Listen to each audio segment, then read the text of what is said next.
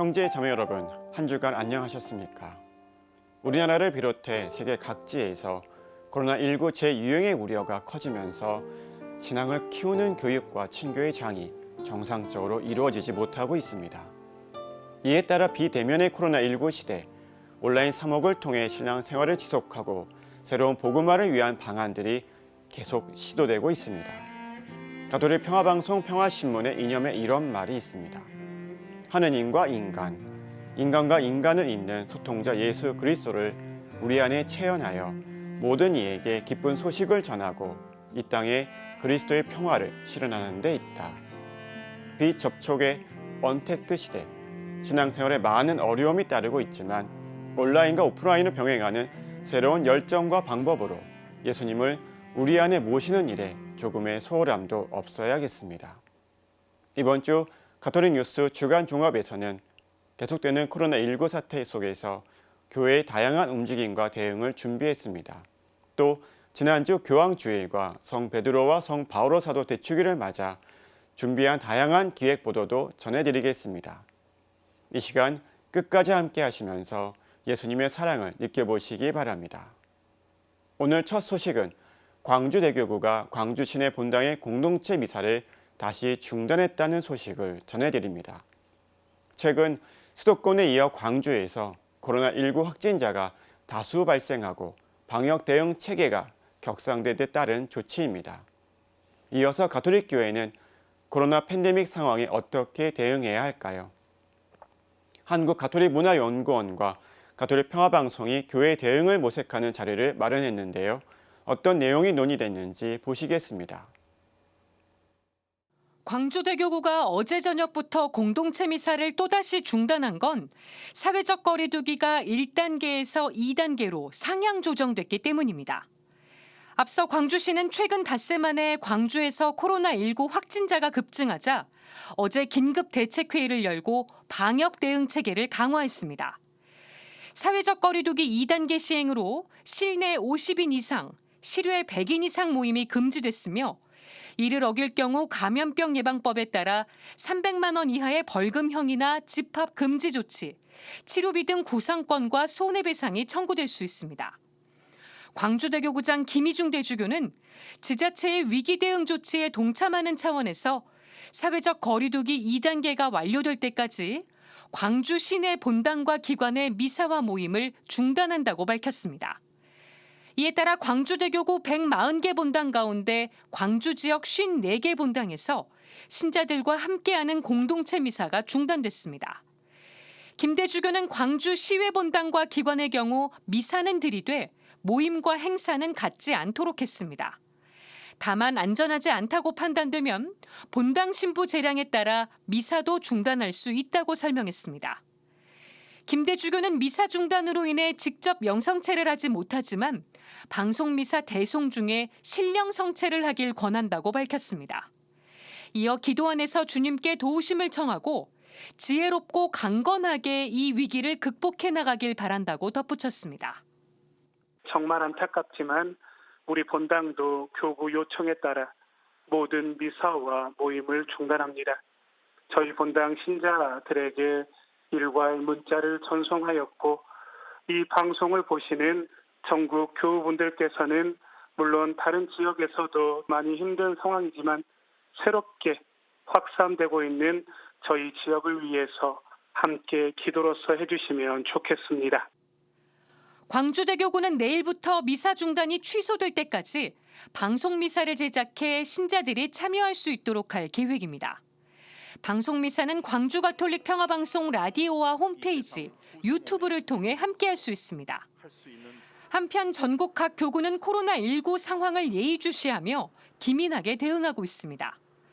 대구대교구는 어제 새로운 교구 지침을 통해 감염병의 위험을 낮추고자 하는 국민의 노력에 최대한 동참하고 방역 규칙에 따르되 건강에 이상이 없으면 주일 미사에 참석하도록 했습니다. 또 본당 사제들에게는 감염에 대한 우려로 미사에 참여하지 못하는 신자들에게 전화로 안부를 묻는 등 비대면 사목 활동에 최대한 관심을 기울여 줄 것을 요청했습니다.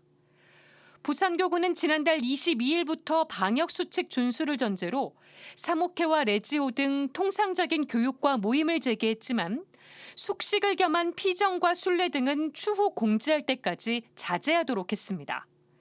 수원교구는 교구민의 안전을 위해 본당 공동체 미사를 제외한 각종 행사와 모임을 8월 말까지 중단하도록 한 상태입니다. CPBC 김혜영입니다. 한국가톨릭문화연구원과 가톨릭평화방송이 공동 기획한 토론의 주제는 코로나 팬데믹과 한국 천주교입니다. 한국가톨릭문화연구원 원장이자 서울대교구 청담동 성당 주임 김민수 신보가 사회를 맡았습니다. 전문가들은 코로나19 진행 과정에서 혐오 등 종교의 부정적인 측면이 많이 부각된 점을 주목했습니다. 빅데이터는요, 너 종교지, 너 종교인이지, 너 신앙 있지, 너 교회 다니지. 자, 교회 다음에 그다음에 뭐가 연결될까요? 코로나. 코로나 다음에 뭐가 연결될까요? 신천지. 이렇게 쫙 연결을 시켜줘요. 서강대 종교학과 오지섭 대우교수는 위기가 기회가 될 수도 있다고 말했습니다. 팬데믹 상황이 어찌 보면은 종교에 있어서 대단히 위기지만, 그렇지만 이게 아이러니하게도 오히려 이렇게 올바른 종교 이해를 확산시키고, 그리고 또 종교의 어떤 본연의 모습을 세상 안에 이렇게 환하게 밝히 드러낼 수 있는 오히려 절호의 기회가 될 수 있다고 생각하는 겁니다. 오 교수는 팬데믹으로 인한 문제 치료에 종교가 보다 관심을 갖고 실천적 노력을 기울여야 한다는 점도 강조했습니다. 혐오의 문제라든가 갈등의 문제라든가 또 개개인들이 겪고 있는 내면적인 어떤 혼란의 문제, 이런 문제들을 적극적으로 종교가 좀 관심을 갖고 그걸 또 치유해주는 그런 어떤 역할들을 뭐 이전보다도 훨씬 더 이 강조해서 시행을 해야 되는 게 이 팬데믹 상황이라고 생각됩니다. 우리신학연구소 연구위원 방영미 박사는 교회를 지켜주는 사회도 중요하지만 지금은 사회를 지켜주는 교회도 굉장히 중요하다고 말했습니다. 그러면서 사적인 영역에서 개인의 신앙생활 촉진과 장려, 또 신앙의 일상화로 사회적 영성과 공공성 실천의 필요성을 역설했습니다. 한국가톨릭문화연구원 연구이사 이윤주 박사는 코로나 사태를 겪으면서 신앙이 나만의 문제나 행복이 아니라 타인과 더불어 사는 것이라는 인식이 강해졌다고 평가했습니다. 이어 그동안 숙제를 하듯 신앙생활을 하지 않았는지 반문한 뒤 이제는 교회 밖에서 연대와 화합을 통한 신앙 성숙의 필요성을 제기했습니다.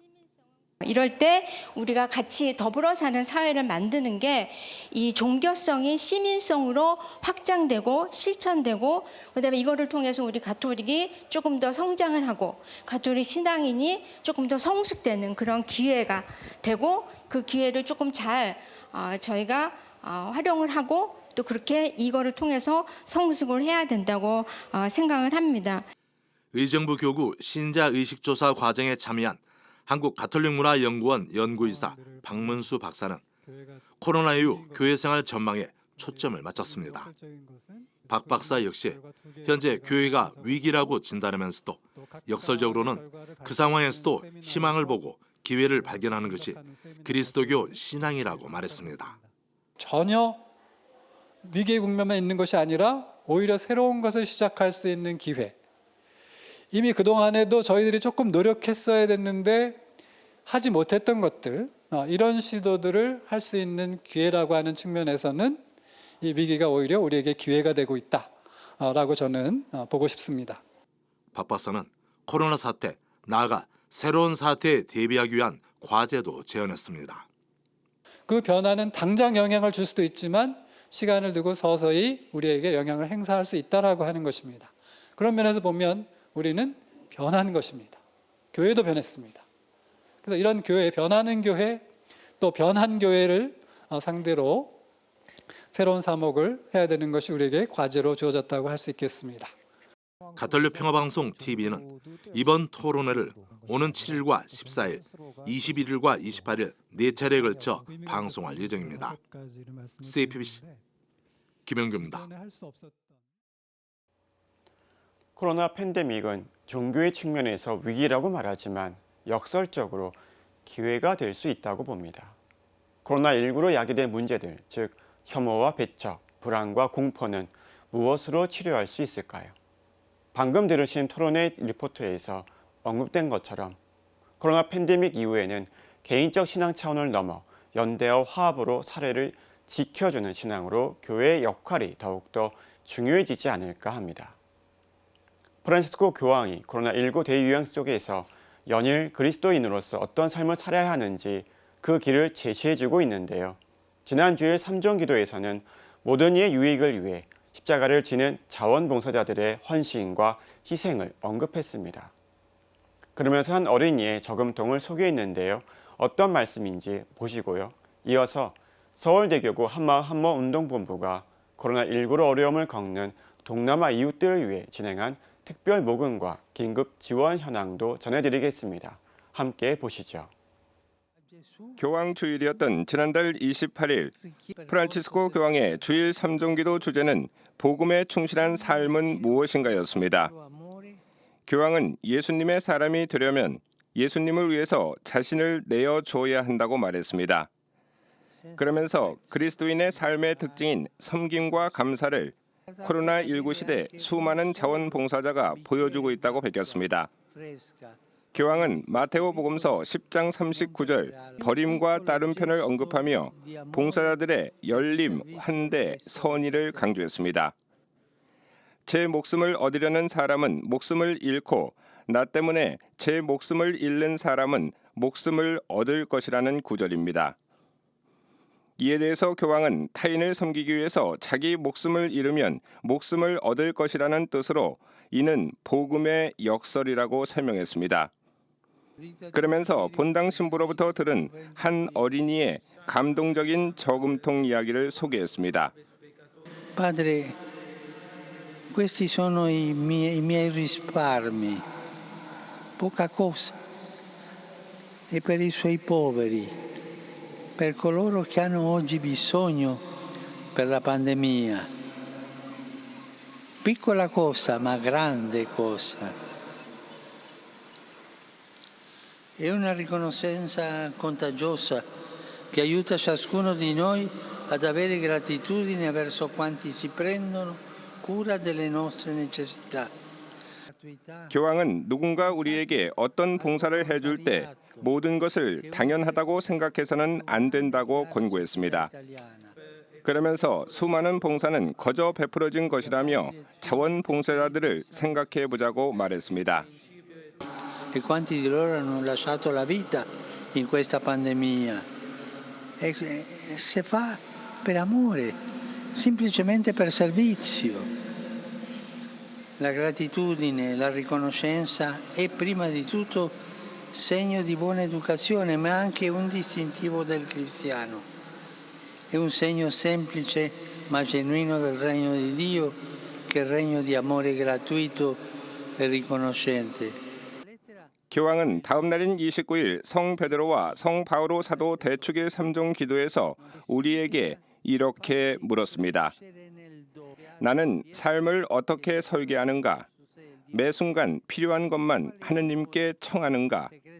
아니면 생명과 삶의 은총을 주시는 하느님 자체를 바라는가? 그러면서 복음의 전적으로 자기 자신을 내어놓은 두 사도처럼 우리의 삶을 그리스도께 맡겨야 한다고 역설했습니다. Noi cresciamo se ci doniamo agli altri.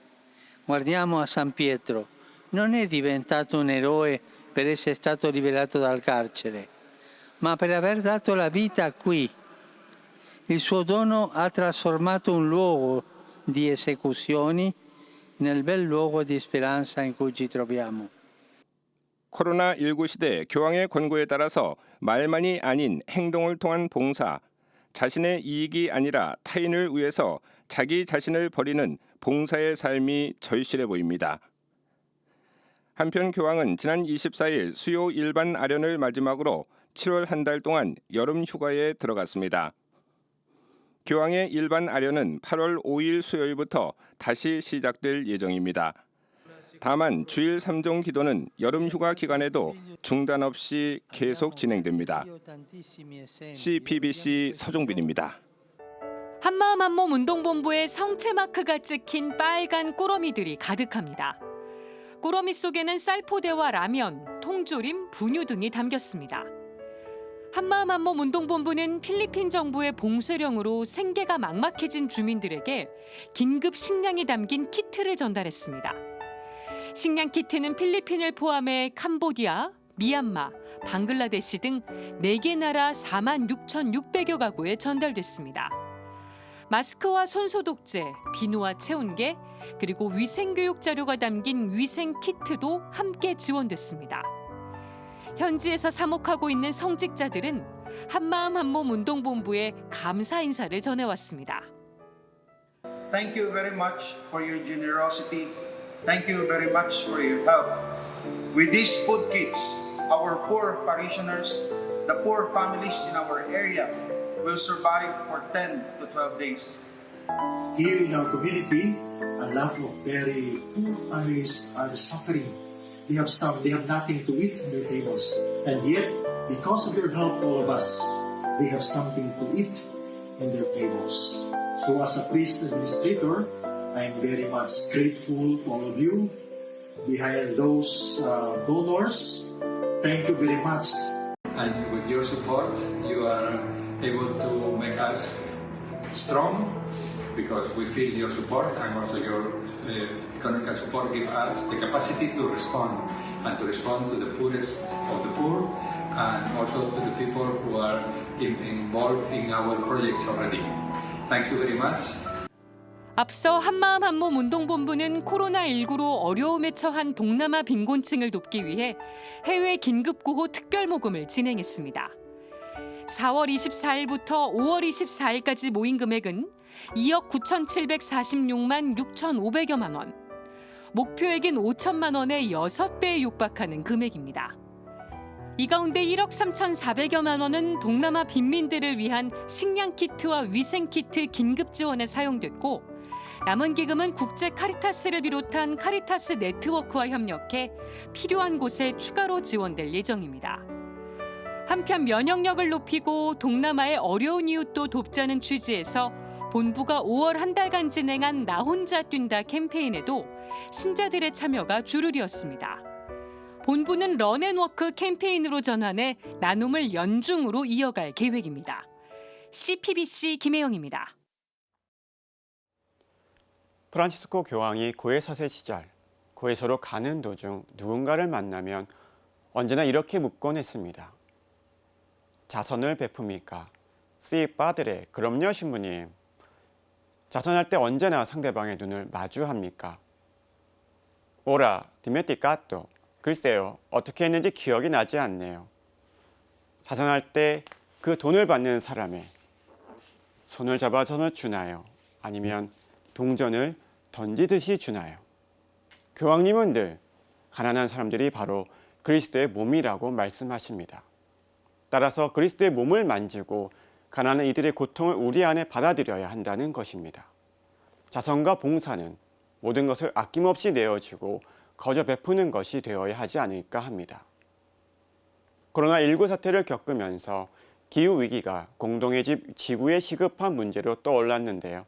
이번에 전해드릴 소식은 수원교구가 이달부터 시작한 탄소 제로 캠페인을 전해드리겠습니다. 어떤 캠페인인지 함께 보시겠습니다. 우리나라는 국제사회에서 기후악당으로 불리고 있습니다. 우리나라는 이산화탄소 배출량 세계 7위로 온실가스 감축 목표와 실행 계획이 유엔의 권고에 크게 미치지 못하고 있습니다.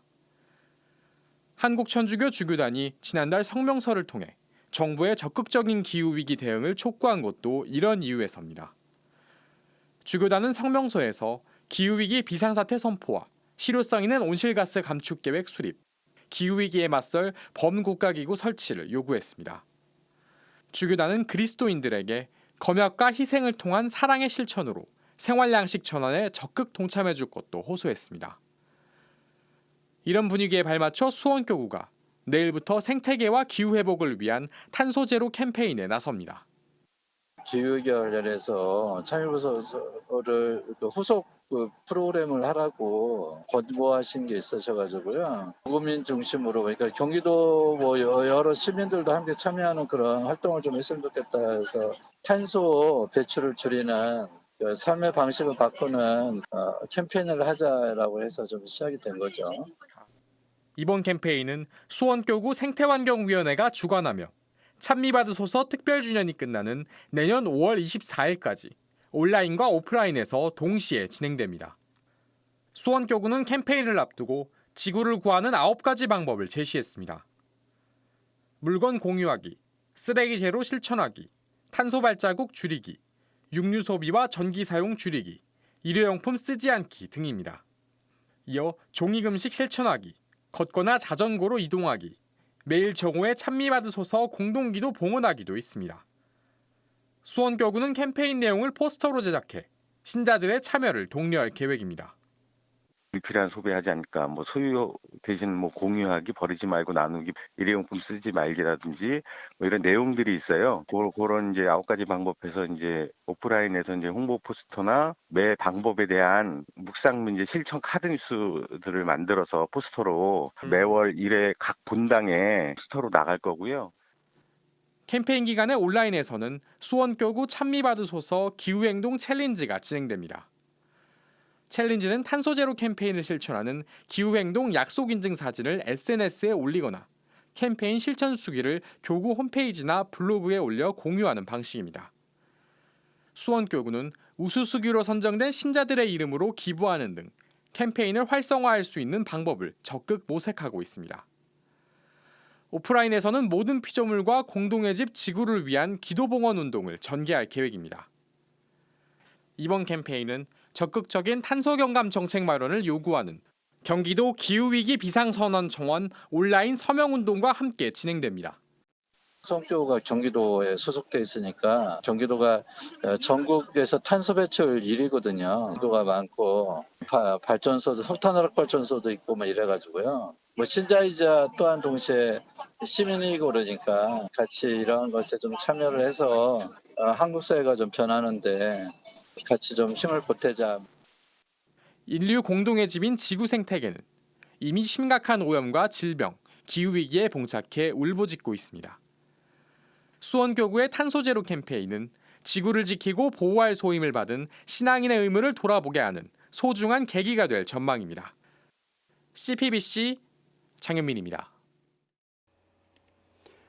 코로나19 예방 수칙 가운데 가장 기본이 되는 것, 바로 손 씻기입니다. 지난 4월 가톨릭 뉴스를 통해 주모경을 바치면서 손을 씻는 가톨릭 스타일의 손 씻기 방법을 소개해드렸는데요. 손을 씻으면서 우리의 잘못된 마음도 함께 씻고 우리의 잘못된 삶의 양식과 습관도 모두 씻었으면 합니다. 리포트에서 소개한 지구를 구하는 9가지 방법, 손 씻기처럼 매일 실천해야 하겠습니다. 화제를 좀 바꿔보겠습니다. 지난 29일은 성 베드로와 성 바오로 사도 대축일이었죠. 두 성인은 교회 추석을 다진 성인으로 많은 신자의 공경을 받고 있습니다. 그렇다면 서울대교구 신자 가운데 베드로와 바오로는 과연 몇 명이나 될까요? 서울대교구와 가톨릭 평화방송의 조사 결과를 보시겠습니다. 이어서 지난 28일 교황주일에 전 세계 신자들은 베드로 성금이라는 불리는 교황주일 2차 헌금을 봉헌했는데요. 이 헌금은 과연 어디에 쓰일까요? 궁금하시죠? 함께 보시겠습니다. 천주교 신자라면 누구나 자신만의 세례명을 갖고 있습니다. 존경하는 성인의 이름을 세례명으로 삼기도 하고 추천을 받기도 합니다. 서울대교구 전산정보실과 가톨릭 평화방송 뉴미디어 팀은 서울대교구 신자들의 세례명 현황을 조사했습니다. 그 결과 서울대교구 신자 중에 가장 많은 세례명은 마리아로 나타났습니다. 마리아를 세례명으로 가진 신자는 88,945명. 이어 요셉 세례명을 가진 신자가 68,132명으로 2위를 기록했습니다. 베드로가 세례명인 신자는 62,714명으로 세 번째로 많았습니다. 바오로를 세례명으로 가진 신자는 47,436명으로 7위로 집계됐습니다. 베드로와 바오로가 세례명인 신자를 합치면 11만 명에 육박합니다. 신자들이 베드로와 바오로 성인을 세례명으로 많이 택하는 건 두 성인이 초대교회 공동체의 중심 인물이기 때문입니다. 특히 베드로 성인은 12사도 가운데 으뜸이자 첫 교황인 만큼 신자들에게 깊이 각인돼 있습니다. 아이들이 교리 지식이 충분치 않은 상태에서 이제 베드로라고 하면 뭐 예수님을 배반한 사람, 이렇게 자꾸 실수하고 이제 덤벙거리는 사람 이런 이미지로 많이 이렇게 비춰져 가지고 이렇게 실수도 하지만 다시 또 하나님께 돌아가고 예수님께 돌아가는 모습들이 어찌 보면 우리네 삶하고 많이 비슷하다고 생각도 했고 저의 사제 생활도 이렇게 힘들다가 지칠 때도 있지만 다시금 이렇게 일으킬 수 있는 어떤 닮고 싶은 성인의 모습. 세례명 성인의 축일은 대부분 순교한 날인 경우가 많습니다. 그래서 축일엔 성인의 삶과 영성을 깊이 묵상하고 담기 위해 노력해야 합니다. 어떻게 보면 그날 이제 하느님 나라에 올라간 날이잖아요. 순교를 하시고 하늘나라로 올라간 날이잖아요. 그렇기 때문에 정말 그 성인을 내 마음속에 깊이 모시고 그분을 닮을 수 있도록 또 공경할 수 있도록. 서울대교구와 가톨릭평화방송이 조사한 세례명 통계는 가톨릭평화방송 유튜브 빠다니엘 TV에서 볼 수 있습니다. 이런 컨텐츠를 보면서 좀 어느 정도 재미도 있고 또 이런 계기로 인해서 또 내 세례명, 내 축일 성인에 대해서 찾아보기도 하고 그러면 조금 더 그 사람의 영성과 닮아갈 수 있는 그런 계기가 되지 않을까. BBC 전은지입니다. 교황청 베드로 성금 홈페이지에 올라온 영상입니다. 아프가니스탄의 한 소녀가 교황에게 도움을 청합니다. Hello, Mr. Pop. We need your help. 소녀가 바라는 건 딱 하나. 어제보다 나은 삶을 사는 것. Have any family here? Just my uncle and my aunt. Here getting no good for baby, for woman, for man. We want to live better than yesterday. Our future in your hand.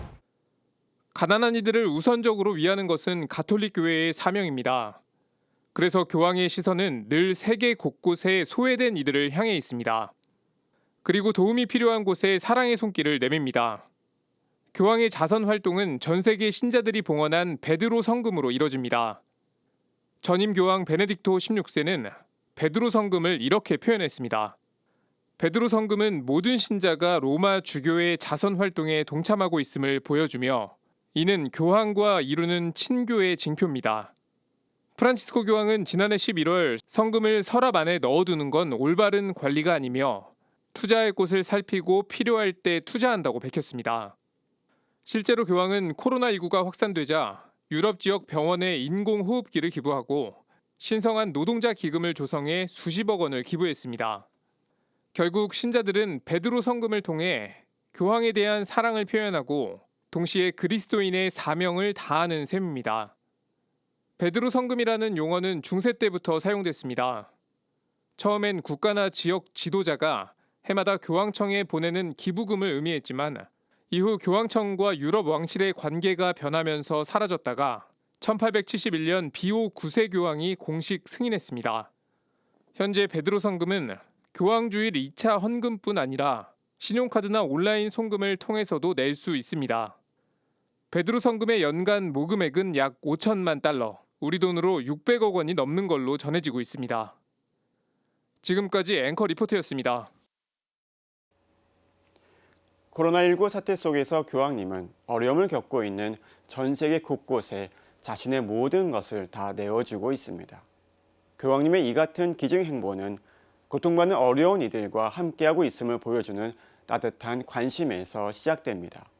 또 자원봉사 활동에 헌신하고 있는 이들에게는 직접 전화를 걸어 위로의 말과 행동으로 고마움을 전하기도 합니다. 교황님을 위해 기도하는 것 잊지 않았으면 합니다. 한국 천주교회는 이번 주일 한국 성직자들의 수호자 성 김대건 안드레아 사제 순교자 신신미사를 봉헌합니다. 1925년 성 김대건 신부가 복자품에 오른 것을 기념하기 위해서인데요. 10억 95주년을 맞아 김대건 신부의 삶과 영성을 살펴봤습니다. 이어 6.25 전쟁의 소용돌이 속에서 신앙을 지키며 인민군의 총탄에 순교한 하느님의 종 이현정 신부의 숨결이 배어있는 서울대교구 도림동 성당에 기자가 다녀왔습니다. 함께 보시겠습니다. 성 김대건 신부는 1821년 충청남도 솔매에서 태어났습니다. 어릴 때 이름은 제복이었습니다. 김대건 신부는 신심 깊은 집안에서 성장하며 신앙을 키워나갔습니다. 천주께서 처음 세상을 내실 때 사람을 당신의 형상을 본따 만들었느니라. 그러니 우리는 내 남 없이 그분의 자녀이며 동등한 형제간이니라. 예. 이처럼 다 같은 형제끼리 높고 낮음을 가려 함부로 핍박해서야 되겠느냐. 김대건 신부는 1836년 부활절 첫 서양인 선교사인 모방 신부로부터 세례를 받았습니다. 모방 신부는 15살이었던 김대건 신부를 신학생으로 발탁했고 김 신부는 고뇌와 기도를 통해 사제 성소를 받아들입니다. 마카오가 어딥니까? 여기서 수만리 떨어진 외국일세. 천주님의 뜻이겠지요. 저같이 약한 사람이 그 큰 일을 해낼 수 있을까요? 김대건 신부는 최양업 토마스, 최방제 프란치스코 하비에르와 함께 마카오에 있는 파리외방전교회 극동대표부 신학교에 입학했습니다. 김 신부는 가슴앓이와 위장병 등으로 고생하면서도 6년간 성실하게 공부했습니다. 그 사이 조선에서는 2차 천주교 박해인 기해 박해가 시작됐습니다. 앵베르주교와 모방 신부, 샤스탕 신부 등이 참수를 당한 피해 박해. 아버지 김재준 이냐시오도 기해 박해로 순교했습니다. 김대건 신부는 선교사들의 조선 입국로 개척에 힘을 쏟았습니다. 조선 전도를 만든 것도 선교사들의 입국을 돕기 위해서였습니다. 그리고 마침내 1845년 8월 17일 상하이 진자샹 성당에서 사제품을 받습니다. Promittis mi et successoribus meis obedientiam. 에따 프로미토. 김대건 신부는 페레올 주교와 함께 1845년 10월 12일 조선 입국에 성공했습니다. 김 신부는 서울과 경기 지역을 오가며 미사를 주례하고 신자들에게 성사를 줬습니다. 하지만 김 신부는 선교사들의 서해 입국로를 개척하다 체포됐습니다. 옥중에서도 세례를 줬던 김 신부는 1846년 9월 16일 새남터 처형장에서 순교합니다. 김 신부는 26해의 짧은 생을 살았지만 마지막까지 굳건한 신앙을 고백했습니다. 주님을 믿는다는 것은 현세에서 복을 받기 위해서가 아닙니다. 주님을 믿는다는 것은 십자가를 지고 그분의 고난을 함께 가기 위해서입니다. 전 행복합니다. 김대건 신부는 1925년 7월 5일 비오 11세 교황에 의해 복자품에 올랐습니다. 이후 1984년 5월 6일 우리나라를 방문한 성 요한 바오로 2세 교황에 의해 성인 반열에 올랐습니다. 모든 게 하느님 섭리가 아닌 것이 없다. 한국인 최초의 사제인 성 김대건 신부의 순교 영성은 174년이 흐른 지금까지도 한국 신자들의 마음 깊이 뿌리 내리고 있습니다. CBBC 전은지입니다. 1963년 봉헌된 서울대교구 도림동 성당의 머릿돌입니다. 이 야고보 신부 순교 기념 돈보스코 성당이라고 쓰여 있습니다. 6.25 전쟁 발발 당시 이현종 야고보 신부는 도림동 본당 보좌 신부였습니다. 이현정 신부님은 1950년 4월 15일 날 사제서품을 받고 도림동 본당에 첫 부임을 하십니다. 그런데 얼마 있지 않아서 6.25가 발발이 됐고 또 서울이 함락되면서 이현종 신부는 전쟁이 발발하자 본당 주임이었던 박일규 신부와 잠시 피신했습니다. 공산군이 성직자들을 무자비하게 공격했기 때문입니다. 하지만 사제품을 받은 지 고작 2달이 넘은 새 사제는 신자들을 그냥 둘 수 없었습니다. 결국 이현종 신부는 다시 성당으로 돌아왔습니다. 하지만 전쟁 발발 사흘 만에 서울이 함락됐고 도림동 성당에도 인민군이 들이닥쳤습니다. 이 신부는 죽음을 직감한 듯 단정하게 수단을 차려입고 인민군 앞에 섰습니다. 이 신부는 너는 무엇 하는 사람이냐는 질문에 나는 이 성당의 신부요라고 말했습니다. 그러자 인민군은 이 신부를 향해 방아쇠를 당겼습니다. 총을 맞고 그 자리에 쓰러지면서 신부님은 나를 죽이는 것이 게 원이면 맞아 쏘시오. 나는 당신들이 내 육신은 죽일 수 있어도 내 영혼은 빼앗아갈 수 없을 것이오 라고 말합니다. 그러자 인민군은 또다시 총을 난사해서 신부님은 순교하시게 됩니다. 총성에 놀라 뛰어나온 복사 서봉구 형제도 인민군의 총탄에 순교했습니다. 1950년 7월 3일 오후 3시 이 신부가 사제품을 받은 지 불과 80일 되던 날이었습니다. 네, 이현종 신부의 흔적은 현재 도림동 성당에 자리한 순교 기념관에 고스란히 남아 있습니다. 이렇게 보시면 이현종 신부가 신학생 시절 사용했던 기도서도 볼 수가 있고요. 이쪽으로 오시면은 이현종 신부와 서봉구 형제가 순교했을 당시 순교터도 이렇게 보존되어 있는 모습을 볼 수가 있습니다. 이현종 신부의 순교는 신자들에게 깊은 울림을 주고 있습니다. 한국교회사연구소장 조한건 신부는 이현종 신부가 마지막으로 남긴 말에 주목했습니다. 아마 마테오복음 10장 28절에 이현종 신부님 분명히 알고 계셨을 거예요. 그 구절을 생각하면서 그 말씀을 하셨을 텐데 육신은 죽여도 영혼은 죽이지 못하는 자들을 두려워하지 마라. 오히려 영혼도 육신도 지옥에서 멸망시킬 수 있는 분을 두려워하여라. 그 구절을 이렇게 염두에 두고 말씀하셨을 거예요. 두 신부는 신앙을 알지 못했던 사람들을 미워하기보다 순교자의 영성을 기억해야 한다고 강조했습니다. 공산군들도 다시 생명의 주인을 알아보고 이 세상의 창조주를 알아보고 서로 화합하도록 초대하실 거라고 저는 믿어요. 바로 이렇게 이 영혼을 만들어 주시고 이 영혼을 아껴주시는 하느님을 다시 한번 생각하라고 우리에게 남북이 서로 또 화해하라고 초대한다라고 저는 생각합니다. 6.25 전쟁 발발 70년 그리고 이현종 신부 선종 70년 도림동 본당은 모레 이현종 신부 추모 미사를 봉헌하며 이 신부의 영성을 되새길 계획입니다. 오늘날 우리들도 정말 이런 순교 정신을 항상 기억하면서 또 우리들이 당하게 되는 그런 어떤 시련이나 또 고통들이 올 때 끝까지 우리가 신앙을 지킬 수 있도록 해야 될 것이고 또 우리 각자에게 주어지는 그런 십자가들이 있다면 그런 십자가들도 기꺼이 지고 갈 수 있도록 그렇게 다짐하는 그런 계기가 되어야 하겠습니다. 한국천주교회는 이현종 신부를 비롯해 6.25를 전후해 공산당 치하에서 피살되거나 피랍된 사제와 평신도들의 시복을 추진하고 있습니다. 지금까지 앵커 리포트였습니다.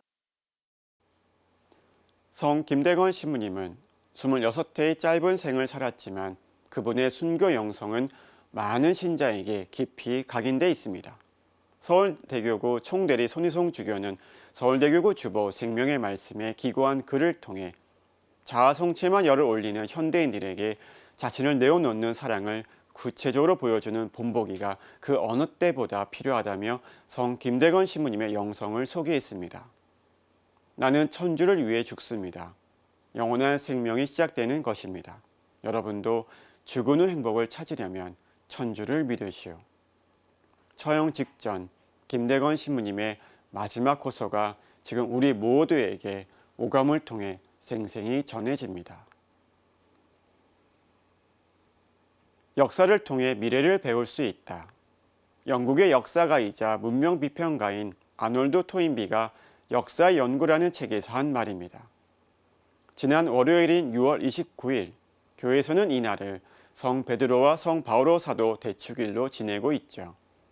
그런데 25년 전인 1995년 6월 29일은 서울 삼풍백화점이 붕괴한 날입니다. 502명의 목숨을 잃은 가슴 아픈 대형 참사였습니다. 준공된 지 겨우 6년 된 건물을 무너뜨린 것은 부실 시공, 불법 설계 변경, 부정부패 등의 인재였습니다. 지난달 27일 대구에서 맨홀 청소 작업에 나섰던 노동자 5명 가운데 2명이 유독가스에 질식돼 숨졌습니다. 당시 노동자들은 안전장구를 제대로 갖추지 않았던 것으로 알려졌습니다. 앞서 5월 27일에는 서울 강남구에서 맨홀 내 유독가스로 2명이 숨졌습니다. 더 돌아볼까요? 2달 전 이천 물류센터 공사 현장에서 화재가 발생해 무려 38명이 목숨을 잃었습니다. 2008년에도 비슷한 사고로 40명이 사망했습니다. 왜 계속 반복되는 걸까요? 2019년 지난 한 해 동안 산업재해로 인한 사망자는 무려 2020명입니다. 과연 우리는 변한 걸까요? 아니면 발전한 걸까요? 역사를 잊은 민족에게 미래는 없다는 말이 있습니다. 성경에는 옛날을 기억하고 대대로 지나온 세월을 생각해 보아라. 너희는 나를 기억하여 이를 행하여라 등 기억하라는 표현이 많이 나옵니다. 과거는 과거에만 머물지 않고 지금도 반복됩니다. 기억해야만 변화할 수 있습니다. 그래서 성경은 과거 이야기가 아니라 지금 우리에게 들려주는 하느님의 말씀입니다. 오늘 사제의 눈은 역사를 잊은 민족에게 미래는 없다였습니다. 평화를 빕니다.